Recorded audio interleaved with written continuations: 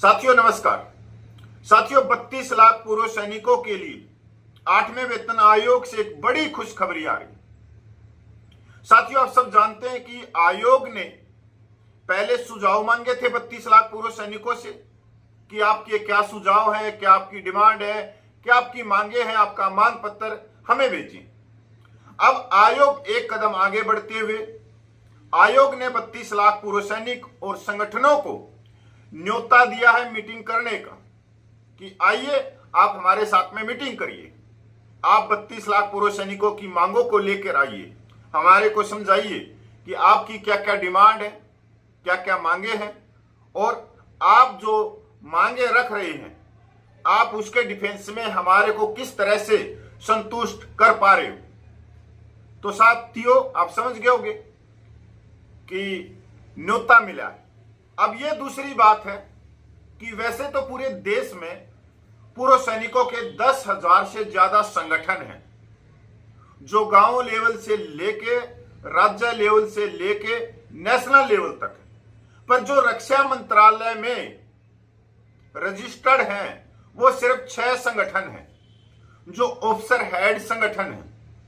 तो अब 10,000 को तो न्योता मिल नहीं सकता, ये भी सीधी सी बात है। तो अब जो पार्टिसिपेट करेंगे वो करेंगे सिर्फ वो 6 संगठन। बाकायदा और भी बहुत सारे संगठन होंगे भाई, बड़े बड़े संगठन है, सबका सैनिक संघर्ष कमेटी है, वॉइस ऑफ एक्स सर्विसमैन है, वेटरन है। अब ये सिर्फ आप धरना प्रदर्शन तक ही है क्योंकि आगे इनको बैठने का मौका मिलेगा नहीं, क्योंकि ये रजिस्टर्ड नहीं है, क्योंकि इनके अंदर ऑफिसर नहीं है। ये जवानों की मांगों को आगे लेके जाना चाहते हैं, जवानों के मान सम्मान समानता की बात करते हैं, तो इनको मौका देखते हैं मिलता है या नहीं मिलता है। पर 2023 में 1 साल से ज्यादा आंदोलन चला है। अगर ऑफिसर हेड संस्थाएं ही आयोग से मीटिंग करेंगी तो भैया करनी और कथनी आप लोगों के सामने। कंधा 32 लाख पूर्व सैनिकों का होगा और जो फायर होगा वो सिर्फ होगा 3% रिटायर्ड ऑफिसरों के लिए। मतलब आगे जवान सूबेदार को रखा जाएगा और लाभ लिया जाएगा ऑफिसर के द्वारा। आज तक ऐसा ही होता आया और आगे भी ऐसा ही होगा। साथियों क्या क्या डिमांड है मैं वो भी बताऊंगा। पहले मैं इस खबर को आप लोगों तक पहुंचाना चाहता हूं। आयोग की वह अगले सप्ताह नई दिल्ली में रक्षा मंत्रालय एमओडी और रेल मंत्रालय एमओआर के अधीन संस्थाओं और संगठनों के साथ बातचीत करेगा। आयोग से बातचीत करने के इच्छुक हितधारकों जिनमें मान्यता प्राप्त संघ और संगठन शामिल है। सीधी सी बात है, मान्यता प्राप्त कौन है? वैसे तो सारे मान्यता प्राप्त है, सबके पास में रजिस्ट्रेशन है, पर रक्षा मंत्रालय में कौन पास है? संघ और संगठन शामिल है से आधिकारिक ऑनलाइन फोरम के माध्यम से समय का अनुरोध करने को कहा है। अनुरोध रविवार 10 मई 2026 तक जमा करना होगा। आवेदक को अपना ज्ञापन जमा करने के बाद जनरेट की गई विशिष्ट मेमो आईडी प्रदान करनी होगी। मतलब अनुरोध आप रविवार 10 मई 2026 तक कर सकते हैं, तो रविवार तो चला गया। आयोग ने कहा कि दिल्ली में होने वाली बैठकों के स्थान और समय के बारे में संबंधित जानकारी बाद में प्रतिभागियों को दी जाएगी। साथियों अब देखते हैं कि क्या क्या डिमांड है। अब 2 चीजें सामने आ रही हैं। एक तो जवानों ने 8वें वेतन आयोग को मांग पत्र ज्ञापन दिया है। मतलब जो जवान जेएसयू के संगठन है, वॉइस ऑफ एक्स सर्विसमैन है, सबका सैनिक संघर्ष कमेटी का भी निकल गया। अब मैंने तीसरा कोई संगठन अभी तक देखा नहीं है। हाँ, जयपुर से कोई गोल टोपी है वो भी कह रहा है कि हमने भी दिया है, पर वो ऑफिसर हेड ही है वो, क्योंकि वो एक संघ से जुड़ा हुआ आदमी है और सरकार की गोद में बैठा हुआ। उसको तो आर्मी डे पे भी सम्मानित किया जाता है। अब आप ये लगाओ कोई पूर्व सैनिक हर सालों पहले रिटायरमेंट आ गया था, वो ऐसा कौन सा तीर मारा है? साथियों जो जवानों की तरफ से जो मांग रखी गई है कि फिटमैन फैक्टर 3.0 से 3.83 तक दिया जाए। मिलिट्री सर्विस पे की सीधी बात है कि ये इक्वल की जाए। पूर्व सैनिक संगठन एमएसपी को जोखिम और कठिन सेवा के हिसाब से बढ़ाने की मांग कर रहे हैं कि ये एक समान हो, चाहे ये 15,500 हो, चाहे ये 30,000 हो, पर सिपाही से लेके अपर रैंक तक एक हो। ओआरओपी में परमेश्वर को शामिल किया जाए और जो विसंगतियां उनको खत्म किया जाए, और जिनकी 60 साल से ज्यादा नौकरी करते हैं उनको ओआरओपी का लाभ ना दिया जाए, क्योंकि अगर उनको लाभ दिया जा रहा है तो सीधी सी बात है, इसका दबाव रक्षा बजट पे आ रहा है ज्यादा, और रक्षा बजट पे दबाव आ रहा है तो अग्निपथ, अग्निवीर जैसी स्कीमें लॉन्च की जा रही। बहुत अच्छी डिमांड रखी हुई है सारी। डिसेबिलिटी पेंशन के अंदर एक मांग और जोड़ी गई है। एक तो यह है कि डिसेबिलिटी पेंशन इक्वल होनी चाहिए सिपाही से लेके अपर रैंक तक।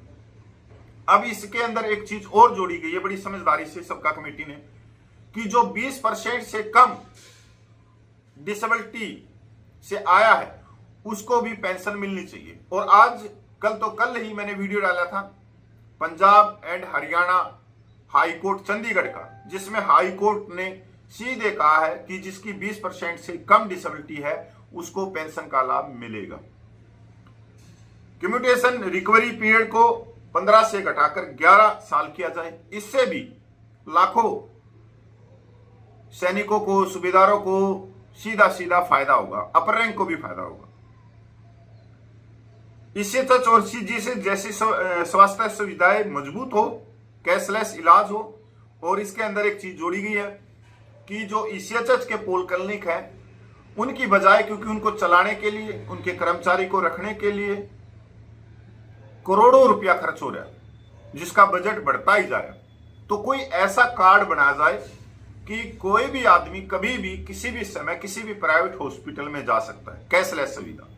तो ईसीएचएच को पीछे करके और सीधा आप हॉस्पिटल में जाओ, क्योंकि ईसीएचएच भी कहां पैनल वाले हॉस्पिटल में भेजता है, तो डायरेक्ट चले जाओ ना, जो बीच की कड़ी है उससे हजारों करोड़ों रुपया बच जाएगा। विडो और फैमिली पेंशन को अतिरिक्त राहत, पारिवारिक पेंशन बढ़ाने और स्पेशल फैमिली पेंशन नियम आसान करने की मांग। बिल्कुल अच्छी बात है कि जो फैमिली पेंशन है वो सर्विस पेंशन की तरह ही होनी चाहिए, वो 60% से 30% ना करी जाए, क्योंकि जो सर्विस में रहते हैं तो पूरी लेते हैं, सर्विस जब आदमी जीता तो पूरी पेंशन लेता है, और उसके मृत्यु के बाद में उसकी फैमिली आधी पेंशन लेती है, ये भी गलत है। अंतरिम रिलीफ और डीए एरियर दिया जाए। एक मांग इसके अंदर बहुत जबरदस्त दी है सबका कमेटी ने भी, कि पेंशन पर भी एनुअल इंक्रीमेंट लगे 6%।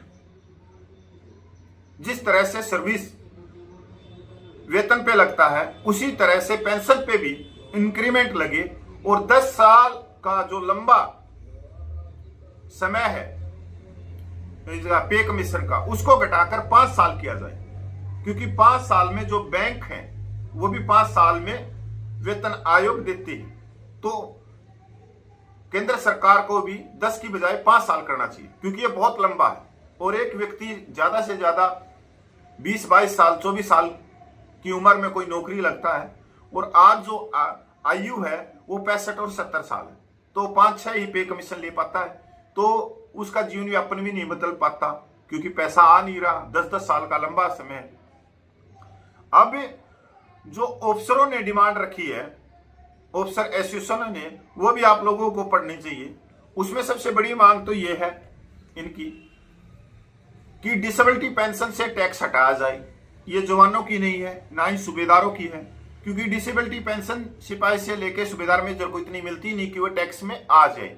वैसे भी आप सबको मालूम है 12,75,000 तक टैक्स नहीं लगता, तो 12,75,000 तक सिपाही से सूबेदार मेजर तक कोई भी डिसेबिलिटी प्लस सर्विस पेंशन मिला के नहीं ले रहा।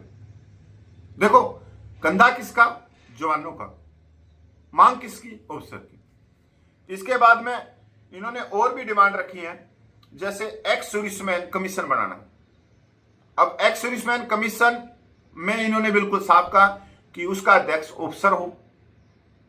क्यों हो भाई? जो पढ़ा लिखा होगा वही होगा, जबकि अगर संख्या बल के हिसाब से देखा जाए तो 97% पूर्व सैनिकों में जवान सूबेदार हैं। तो वो अध्यक्ष होंगे, 3% कैसे हो सकते?